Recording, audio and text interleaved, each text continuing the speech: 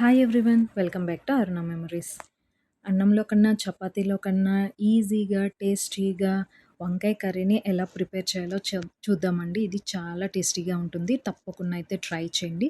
Skip చేయకుండా చూడండి. Process ఏంటో క్లియర్‌గా తెలుస్తుంది. ఇక వంకాయలనైతే ఇవి నీలం రంగు వంకాయలండి. సన్నగా, పొడుగ్గా ఉన్నాయి కాబట్టి ఇంక నేను సర్కిల్స్ లాగా కట్ చేసుకున్నాను. అండ్ ఫ్రై అయ్యేటప్పుడు కూడా బావుంటాయని చెప్పేసి ఇలా కట్ చేసుకున్నాను.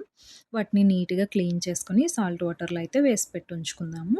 ఈలోపు ఒక కడాయి అయితే పెట్టుకొని పోపు దినుసులన్నీ వేసుకుందాము. ఆవాలు, జీలకర్ర, శనగపప్పు, మినపప్పు వేసుకొని అవి కాస్త ఫ్రై అయిన తర్వాత పెద్ద సైజు ఆనియన్ ఒకటి, కారానికి తగ్గట్టుగా ఇక్కడ నేను 5 చిల్లీలు తీసుకున్నానండి. అలానే 2 రెమ్మల కరివేపాకు. అవి కంప్లీట్‌గా ఫ్రై అవ్వాల్సిన అవసరం లేదండి. మనకి వంకాయలతో పాటు అవి ఫ్రై అయిపోతాయి. ఇక కట్ చేసి పెట్టుకున్న వంకాయ ముక్కలనైతే వేసేసుకొని, పోపులు వంకాయ ముక్కలు కలిసేలాగా బాగా మిక్స్ చేసుకోవాలి. చూపిస్తున్న విధంగా. ఇదంతా మనం కాస్త మీడియం టు హై ఫ్లేమ్‌లో పెట్టుకుంటూనే ఫ్రై చేసుకోవాలండి. వంకాయలు లేతగా ఉన్నాయి. అలానే ఇవి త్వరగా కుక్ అయిపోతాయి కూడా. ఈ విధంగా మధ్యలో కలుపుకుంటూ ఉండాలనమాట. మాడిపోకుండా అలానే మనం ప్లేట్‌ని పెట్టట్లేదండి. ప్లేట్ పెడితే ఏంటంటే అది త్వరగా ముద్దలాగా అయిపోతది. అందుకని ప్లేట్ పెట్టుకున్న ఇలానే ఉంచి మధ్యలో మిక్స్ చేస్తూ హై టు మీడియం ఫ్లేమ్‌కే అడ్జస్ట్ చేసుకుంటూ అయితే ఫ్రై చేసుకుంటూ ఉండాలి. ఇలా ఇక కాస్త ఫ్రై అయిన తర్వాత ముందే మనం సాల్ట్ వేసేస్తే అదంతా పేస్ట్‌లాగా అయిపోద్దని చెప్పేసి కాస్త ఫ్రై అయిన తర్వాత నేను సరిపడా సాల్ట్‌నయితే యాడ్ చేసుకుంటున్నాను. ఈ విధంగా సాల్ట్‌ని యాడ్ చేసుకొని అంతా బాగా కలిసేలాగా కలుపుకుందాము.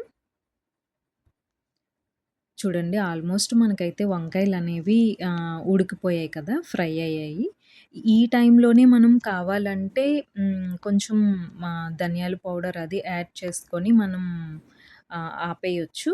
లేదు కొంచెం గ్రేవీగా కావాలి అని అనుకునేటట్టయితే పెద్ద సైజు టమోటానొకటి వేసుకొని, ఈ విధంగా టమోటా కూడా మనకి బాగా మగ్గేంత వరకు కలుపుకోవాలి. టమాటా ఏసాం కదా! సో, అది కొంచెం మగ్గటానికైతే టైం పడుతుంది. ఇప్పుడు కూడా ప్లేట్ అనేది పెట్టలేదండి.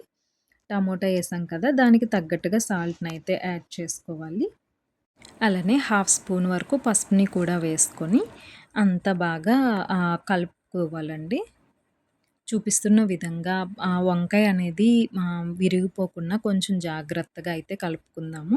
టమోటా ఏసాం కదా! ఇప్పుడు కూడా మనం ప్లేట్ పెట్టకుండానే దీన్ని మగ్గబెట్టుకుందామండి. ప్లేట్ పెడితే టమోటా వల్ల మొత్తం అంతా బాగా ముద్దలాగా అయిపోతదనమాట.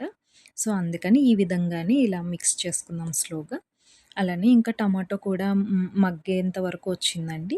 ఈ టైంలో కొంచెం ఒక స్పూన్ వరకు కొంచెం గరం మసాలా, అలానే హాఫ్ స్పూన్ ధనియా పౌడరు వేసుకుందాము.